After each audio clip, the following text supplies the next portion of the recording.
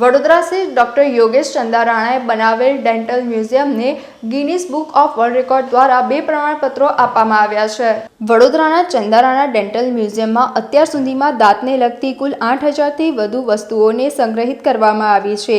અહીં સંગ્રહિત વિવિધ પ્રકારના ટૂથબ્રશ માટે ગિનીસ બુક ઓફ વર્લ્ડ રેકોર્ડમાં વિશ્વના સૌથી મોટા સંગ્રહ તરીકે અને પ્રદર્શન તરીકે નોંધણી કરીને પ્રમાણપત્ર આપવામાં આવ્યું છે। દાંત સાચવવાની કાળજી અને દંત આરોગ્યના પ્રચાર માટે બનાવવામાં આવેલા બાળ મ્યુઝિયમમાં બાળકો માટે AI આધારિત નવી સુવિધાઓ અને એનિમેટ્રિક્સના નવા આકર્ષણો ઊભા કરવામાં આવેલા છે। આ સંગ્રહાલયની શાળાના બાળકો સહિત તમામ મુલાકાતીઓ વિનામૂલ્યે મુલાકાત લઈ શકે છે। અહીં દાંતની સારવાર માટેના જૂના અને નવા સાધનો, સારવાર માટે દર્દીને બેસવાની ખુરશી, પોર્ટલ ટિકિટો, દાંતના એક્સ-રે મશીન, જૂના જમાનાના દાંતથી લઈને આધુનિક ટૂથબ્રશનો સમાવેશ કરવામાં આવ્યો છે। અત્યાર સુધીમાં 40,000 કરતાં વધુ લોકો આ મ્યુઝિયમની મુલાકાત લઈ ચૂક્યા છે। આ પ્રકારનું મ્યુઝિયમ દેશમાં એકમાત્ર વડોદરામાં આવેલું છે, જે ગુજરાત માટે ગૌરવની વાત છે। India book of record, Asia book of record અને ગિનીસ વર્લ્ડ રેકોર્ડ મળ્યા બાદ આપણે જ્યારે મ્યુઝિયમનું એક્સપાન્શન કરીને આજે લોન્ચ કરીએ છીએ, તો દુનિયાનો પહેલો એનિમેટ્રોનિક ટોક શો દંત સ્વાસ્થ્ય ઉપરનો આપણે બનાવ્યો છે। દુનિયાનું પહેલું ડેન્ટલ ઓર્કેસ્ટ્રા આપણે બનાવ્યું છે અને ઇન્ટરેક્ટિવ વોલ છે, AI બેઝ ડેન્ટલ સ્કેન છે।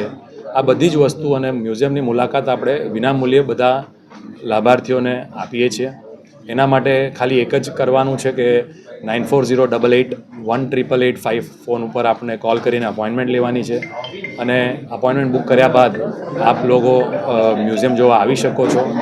જેમ પપ્પાએ કહ્યું એમ અમારો હેતુ જનજાગૃતિનો છે અને સૌથી વધારેમાં વધારે લોકો વડોદરા શહેરના આ વસ્તુનો લાભ લે એના માટે અમારો આપ સૌને નિમંત્રણ છે અને મીડિયા કર્મીઓ દ્વારા આ મ્યુઝિયમનો જે પોઝિટિવ અમારો જે એક ઇનિશિયેટિવ છે એનો પ્રચાર થઈ રહ્યો છે, એના માટે અમે લોકો મીડિયા મિત્રોના બી આભારી છીએ। 2016ની સાલમાં આપણે દુનિયાનું અથવા તો એશિયાનું અને ભારતનું સર્વપ્રથમ ડેન્ટલ મ્યુઝિયમ બનાવ્યું અને જેમાંનો મુખ્ય હેતુ લોકોને પ્રિવેન્ટિવ ઓરલ હેલ્થ એટલે કે દાંત અને મોંના રોગોની રોકથામ વિશેની જાણકારી આપવાનો હતો।